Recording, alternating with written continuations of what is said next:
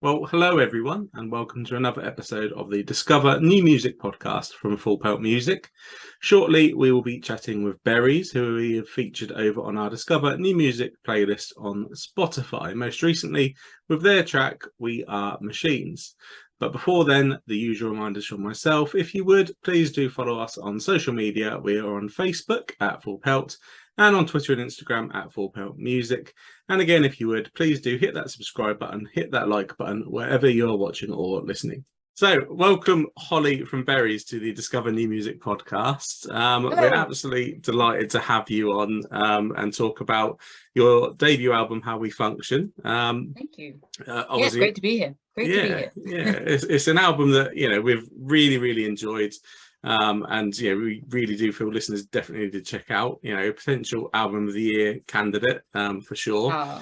So thank you so much. Just so listeners can get to know you a little bit better, Holly, and obviously the band Berries, we always start the podcast with the same feature, which is the origin story. So what is the origin story for Berries? How did you three come together? Okay. Well, essentially me and Lucy started the band. I'd known Lauren for years. We grew up together in Kings Lynn. And it was a very small music scene. So we knew each other, even though we didn't play in the same bands. We gigged alongside each other all the time. So I knew she was an amazing musician. So, and also a very, very good friend. So then when me and Lucy sort of started Berries, I kind of thought, Lauren would be an incredible bass player in this sort of, because we knew where we wanted to go with it. We wanted a 3-piece setup, riffs and some cool bass lines and some cool drum beats and stuff. So I thought, Lauren would make one hell of a bass player. So she originally plays guitar. So when I asked her, I was a little, sheepish about it. I was a bit like, do you reckon you might fancy playing bass for us? But luckily she was really happy about being asked. She was buzzing. And so she came over. I was living in an attic room at the time. Just me and her jammed through some of the tracks before we took them, me, her and Lucy had a full rehearsal. So we gave Lauren about a week, and then we had a gig, our first ever gig at the Spice of Life in Soho, which was amazing. And it's just gone from there, really, just gigging as much as we can, writing, recording, pushing it as much as we can. So yeah, that's the story. Yeah, and obviously the fruits of those labours have come out now with your debut album, which features not one but 2 tracks that were featured over on our Discover New Music playlist, which is quite rare because we only tend to feature the one from an artist. So we're gonna, obviously really enjoyed both tracks, hence putting them on there. So we just need to ask you about both the tracks now. And the first one, taking you back in time, was The Expert, which was one of the first couple of singles that you put out from the album. So what can you tell us about The Expert? What's the song about, and how did it come together for you? So yeah, that track it's basically about imposter syndrome, but also other people pushing imposter syndrome on you as well, with just various experiences that we've had. Not too common. We've been pretty lucky, but just some people sometimes over explaining things and kind of talking down to us, especially in gig settings or in just generally, really anything to do with the fact that we're a girl band. So many things, advice that you don't really want or need, and just trying to get that kind of involvement in it and controlling. And it's kind of about that. It's about people who you've not really asked their advice, you don't really want it, but they're going to give it to you anyway, and they say it in kind of condescending way. So it's a bit of a shout out for all the experts out there. Yeah, certainly. And so imposter syndrome, something everyone feels from time to time. I feel I know I certainly have, both in a work environment and a personal life environment. And obviously the subject of misogynism within the music industry is a really important one. Obviously I say that as a man, but I clearly see there are issues that need to be addressed, and that's something that as a band you haven't been afraid, you haven't shied away from. You've discussed many really important subjects on the album. How important is it to you as a band, to be discussing the important subjects? Oh yeah, I mean, massively important. I think we definitely feel a responsibility by being a girl band to sort of say, we're going to tackle loads of issues. It's not all amazing, and it, what I mean. It's not all there are things, mental health issues, or trying to find your voice on something, trying to find your footing in the music industry, trying to find where you fit in all of this crazy world. So it's important, I think, especially for us three, to write songs about it and to tackle the issues that we have, or that we feel are there. Stereotypes and everything in the industry, trying to break those down. So yeah, that's what we wanted to get across on the album, which is why it's called How We Function, really. I'm probably jumping ahead to your questions, am I? I will not talk about the album title just yet. I will wait in case you ask about it. But yeah, it is important. We do feel that there is a certain level of responsibility at that, and a message we want to get across, definitely. Yeah, and I do feel, it is really important and brave of artists in this day and age that are willing to talk about, not just important subjects, but quite often as well the divisive subjects, where everyone is battling for listeners and all that kind of stuff these days. It's almost like a lot of bands have lost their edge in that they're afraid that they're going to offend a portion of their listeners and lose that interest and that revenue and everything that comes with it. So I think it is vital that bands are willing to tackle the really important subjects, and I'm glad that we've got bands such as Berries that do that, which again it probably leads us slightly on to the next song that we need to talk about, which is We Are Machines. Oh yes. So yeah, 2 songs on the playlist, which is phenomenal. And yeah, the second one, We Are Machines. Please do again tell us about that track. How did it come together for you? Yeah, I think it was just many years of being in certain jobs, nothing specific or anything in particular, or just one incident or anything like that. Just many different experiences of being in certain jobs or organizations or anything really, where it just felt that perhaps they didn't have your best interests at heart.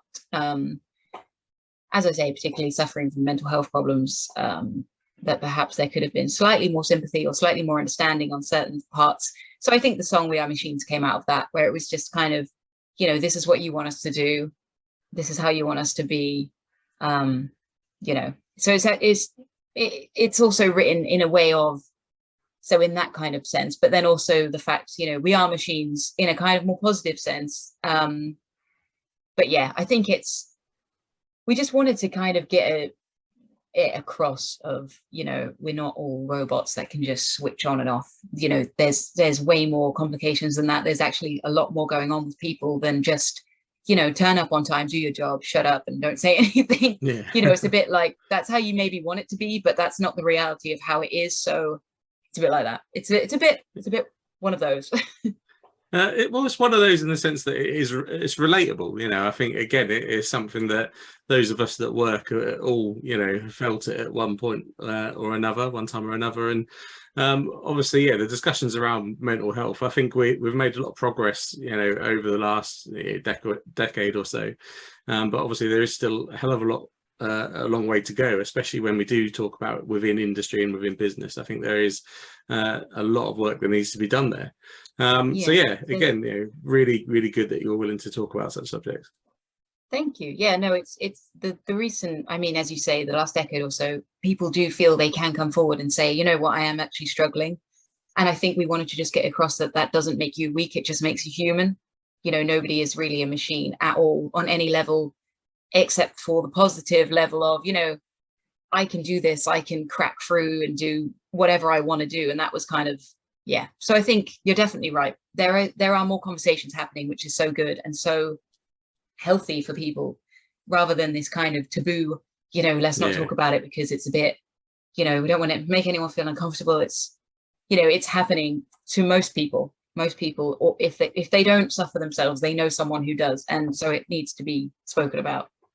Definitely. And as you say, Holly, historically, it's always been viewed as kind of a weakness, whereas, I'd say that it's starting to flip slightly now. And I think obviously it's a strength, really. If you're able to come out and recognize that, actually, I am struggling, I need support, I need help, whatever it may be, that's a sign of strength, not a sign of weakness, in my opinion. But I completely agree.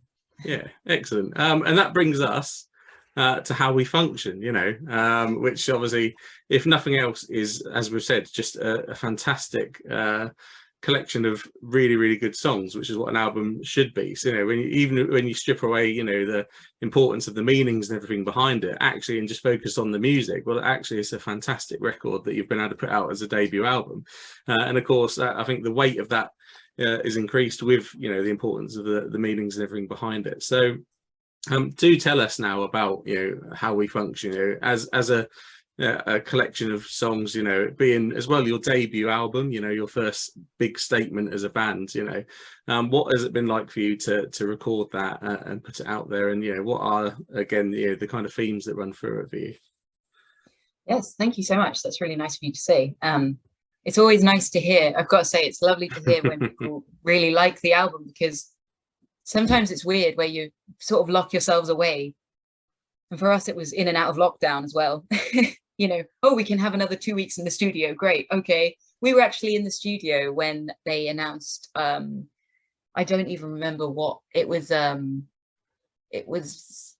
announced something, basically tier 5 or something, Yeah. a tier that had never been said before. And we thought, yeah, we're not getting back in the studio for a while.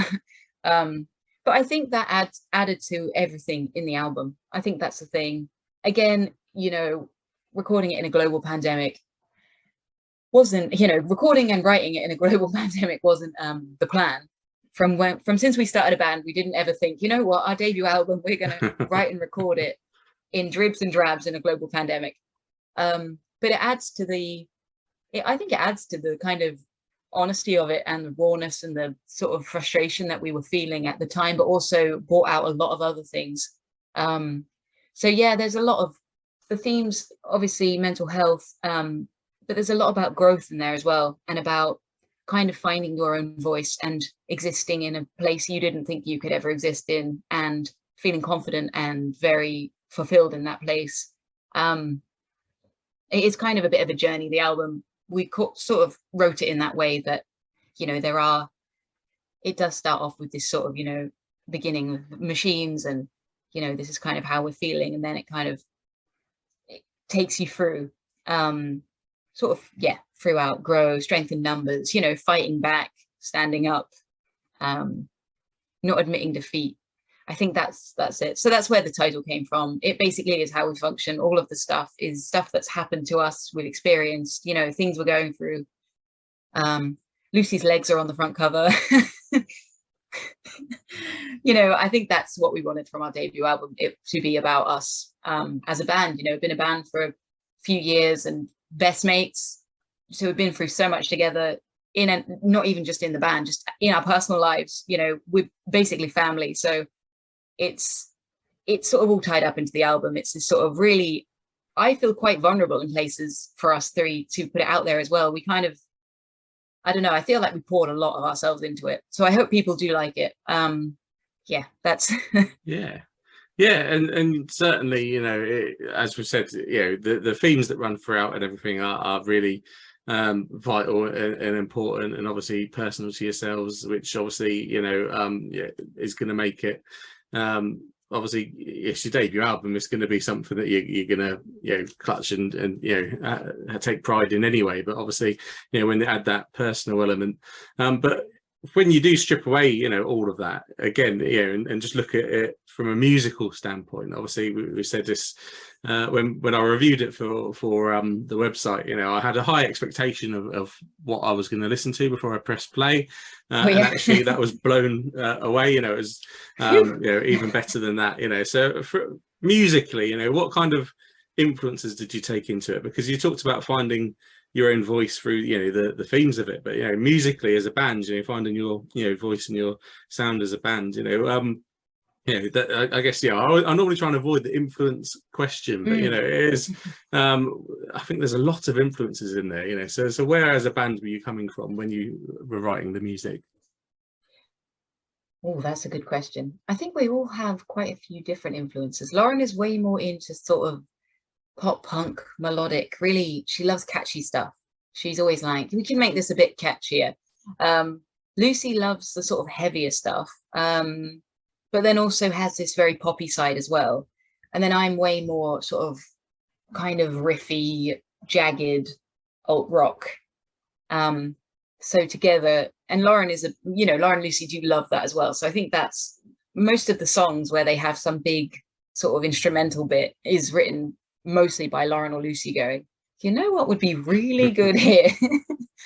So I think that's what's really helped us, is that we all come from it at a slightly different angle. I took a new song to them guys the other day, and what I was expecting was so far off from what they came up with, because what they came up with, I was just, I think that's what I love about it as well. I always get blown away by what they come up with, because I'm just always like, that's so cool. When they do something different with the rhythm, or they try and do something a bit more like, we could do this and you carry on doing that and we'll do this. And I'm like, that's so amazing. So I've sort of written it as this way, but I think that's important as well. You can't be precious about, I just write the guitar and the vocals, and then I'm like, you guys put your stamp on it 100%, because if not, it wouldn't be the band at all. It would just be me wailing along with my guitar. But yeah, I think we love riffy stuff. And we always joke that whenever I'm not playing, Lauren tries to play 100 notes. And then when she's not playing, I'll try and play 100 notes. And we try to leave some notes out, but as many notes as we can find usually get in there.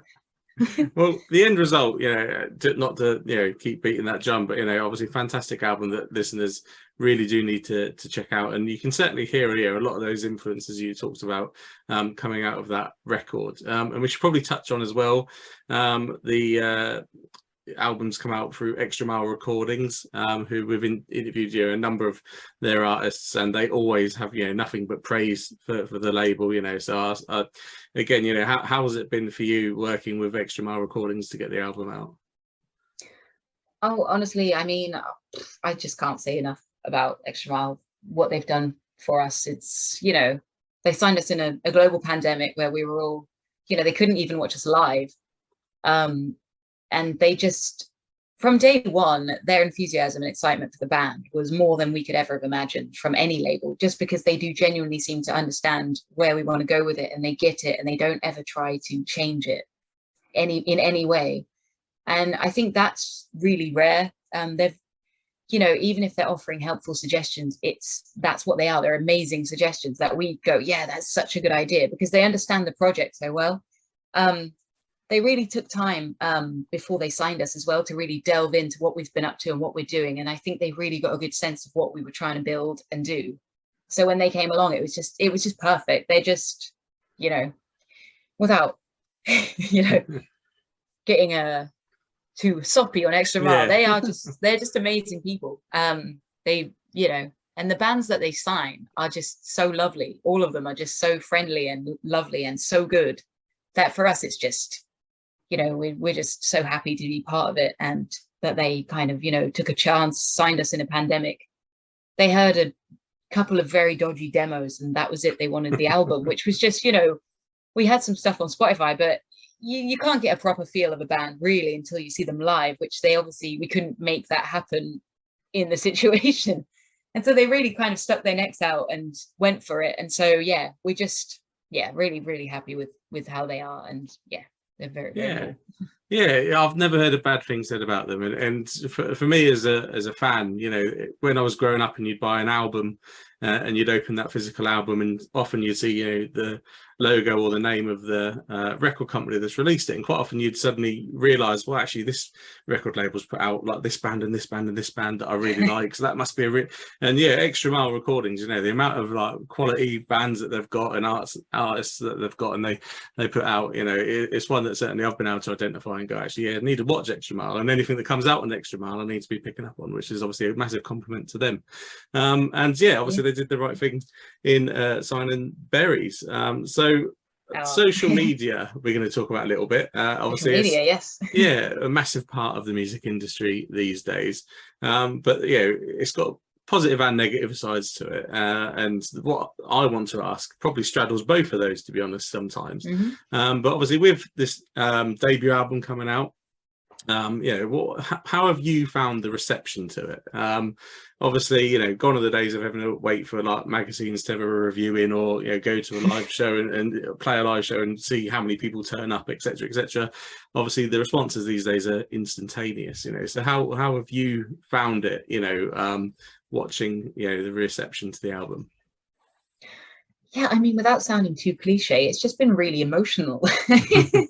I think this album means so much to us, and to be able to have done it was just so amazing for us. That to then have people who are so passionate about it, people like you, who, the amount of nice things you've said literally in the last 10 minutes, it means so much to us. And I think the reception has been better than we ever could have dreamed of, really, again, to sound cliche, because you just, as I say, you lock yourselves away in the studio for a year or so and write the album, record the album.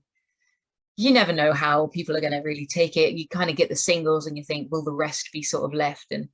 But to see it, we've seen it now in Rough Trade, HMV, and all these places that, when you are little and you go, you're a teenager and you go to these places and you buy new music from bands, you just never really dream that, oh yeah, our album's going to be in there. It's so I think just the whole experience of releasing an album, to have all the lovely comments and the people tagging us and stuff, I mean, we released it July the 8th and we're still being tagged and all the time, and such amazing stuff where people are like, oh, we just heard it for the first time, and oh, it's just amazing, and this song, and people seem to really get it, which I think is amazing, but also quite a relief that it hasn't just sort of gone over everyone's heads. It's kind of like, people haven't sort of gone, what's a bit, what were you doing with this one? What's this song all about?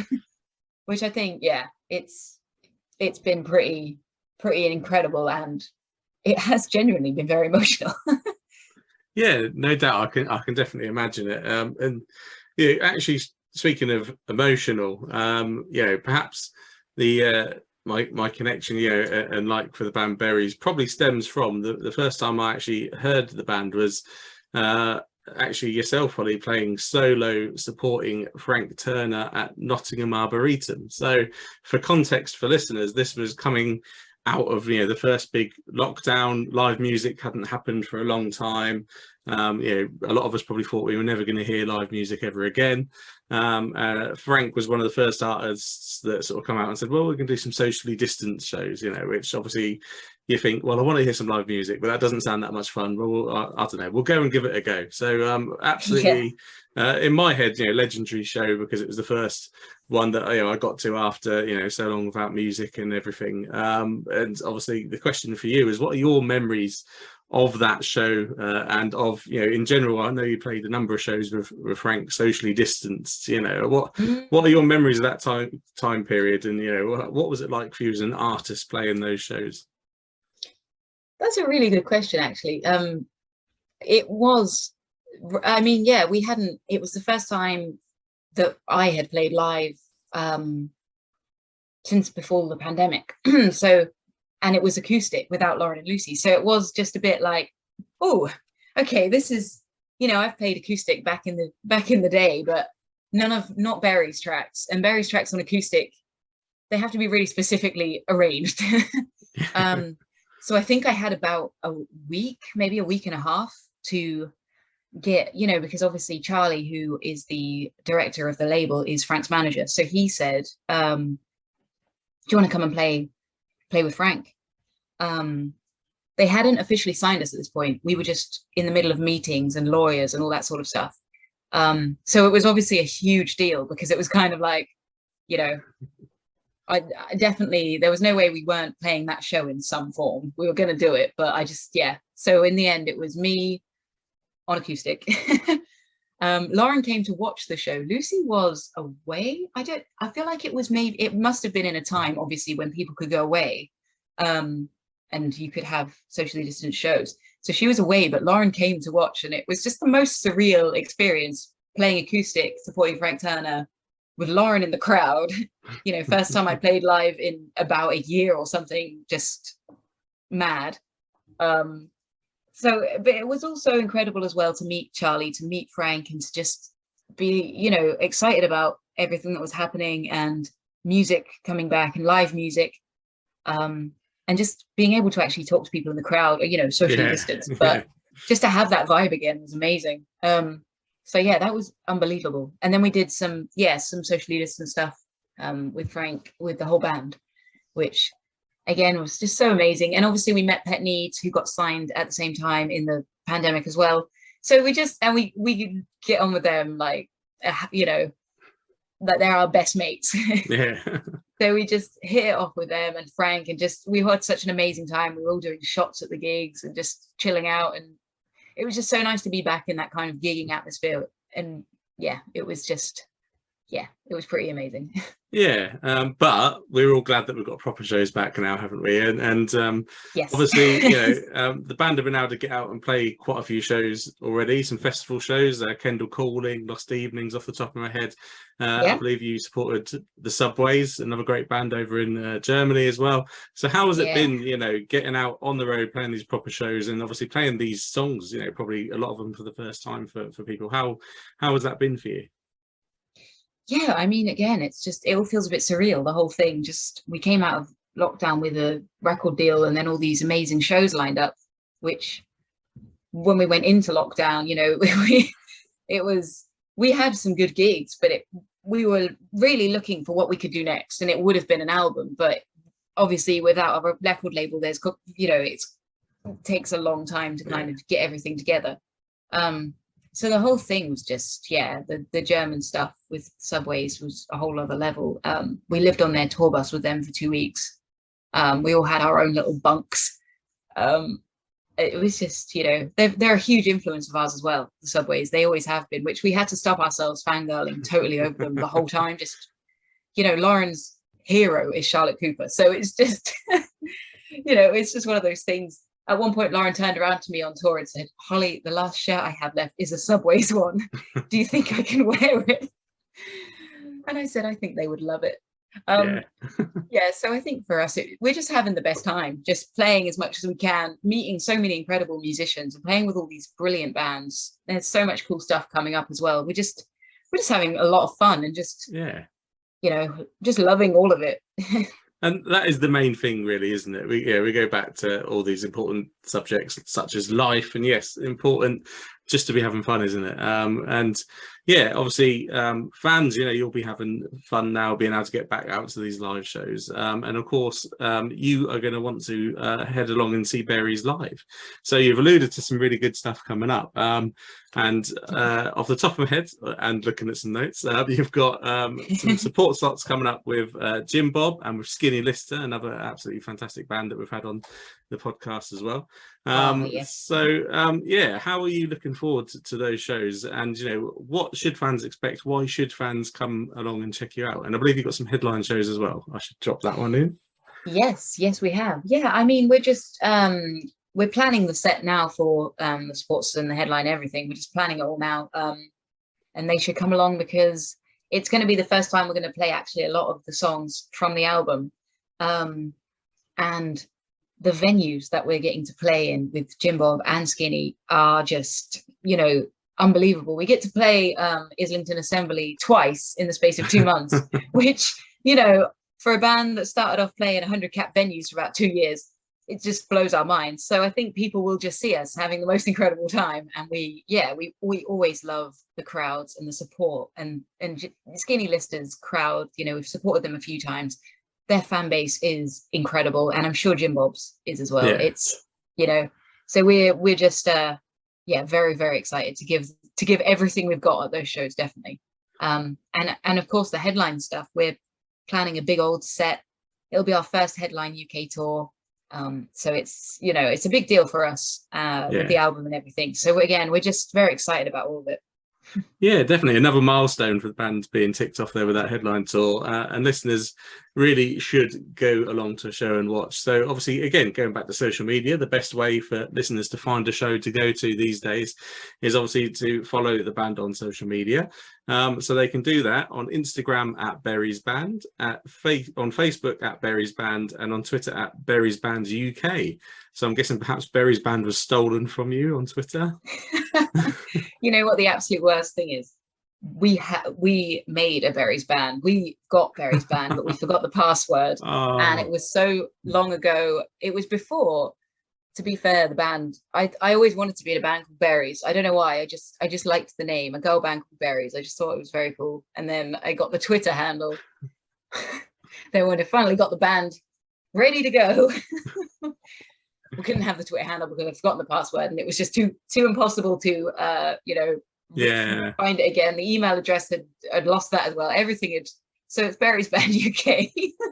Oh, you're not alone. There was another band I interviewed recently. I can't quite remember which it was, but exactly the same thing. They've got it, but they don't know the password, and they're quite devastated by it. Yeah, which is a shame. But yeah, listeners, definitely, obviously, follow the band across all social media if you can. Listen to the album and head along to a show is the messages that I would like to send out.